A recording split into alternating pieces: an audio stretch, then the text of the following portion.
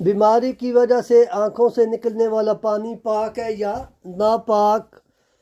آنکھوں کو الرجی ہو جائے یا کوئی بھی بیماری لگے، اس سے جو بھی پانی نکلے گا وہ پانی ناپاک ہے، اور وہ پانی اگر نکلتا ہے تو اس کو رومال کے ساتھ یا ٹیشو پیپر کے ساتھ آپ اسے ڈرائی کر دیں۔ اگر دوران نماز اگر یہ ہلکی پھلکی الرجی ہے تو آپ وضو کریں گے، نماز پڑھ لیں گے۔